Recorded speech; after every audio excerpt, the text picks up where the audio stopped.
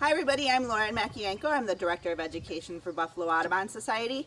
Today we are here at Beaver Meadow Audubon Center to introduce you to our For the Birds Adventure Kit.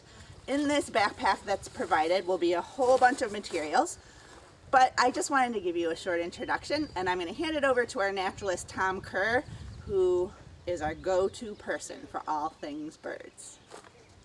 So here in our adventure kit we have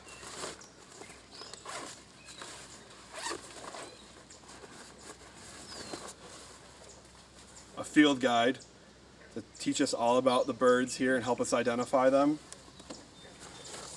We have our Beaver Meadow Birds book to teach you a little bit about bird watching. And we have the most important part, our binoculars. So I'm going to show you real quick how to use these binoculars. You're going to open them up and keep the bag inside the backpack to keep that so you don't lose it. And the first thing you need to do with your binoculars is put them around your neck. This way you can't drop them and break them. So you're going to remove the eye cups, and those just hang right here. And then there's going to be these things. These are to make distance between your eyeballs and the glass. And so if you do not wear glasses, you need to turn those up. If you do wear glasses, you keep them down. So I wear glasses so they stay down.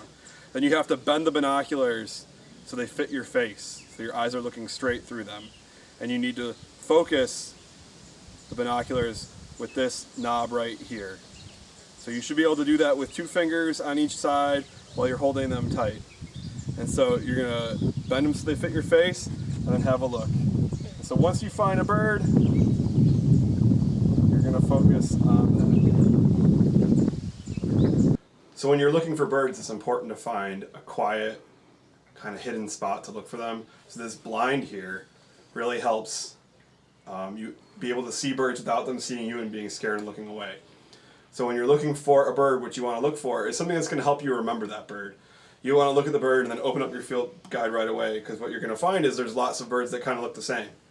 So when you look in your field guide and you realize that you don't know enough to identify this bird, and you look back and it's flown away, you're going to have a tough time identifying it. So we're going to look out here over the pond and see if there's anything we can find, and then open our field guide and try to identify it.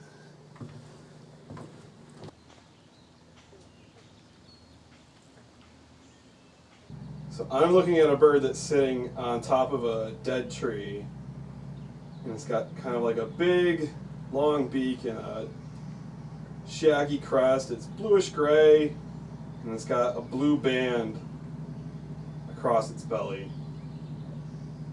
And it's kind of just sitting up there looking out over the pond.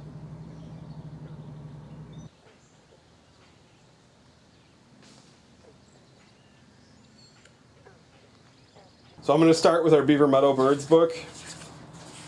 And I might just start looking through. This bird wasn't sitting in the water. It was sitting up in a tree, so I know it's not any of these. Let's flip through. Now it kind of looked like this, but our bird didn't have all this orange. But this would make sense that it would be a bird that hunts fish in a tree over a pond. So I'm going to get my other field guide out and look up belted kingfisher. So now I'm going to look inside the Sibley field guide to birds, and I'm going to open right up to belted kingfisher. And here we have a couple more drawings of belted kingfisher. We have a map here that shows us, if you look real close, that western New York is where belted kingfishers would be all year round. And so the one we saw only had the blue band across it, and the one in the other book had the red band across it, and that's because that's a female and this is a male. So we saw a male belted kingfisher out there over the pond.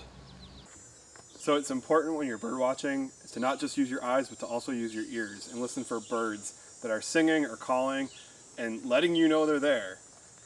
So even if you don't see them and you hear them, it's easier to track them down with your binoculars once you've heard them. So we'll listen for a second here and see what we can hear. A good trick is to cup your hands behind your ears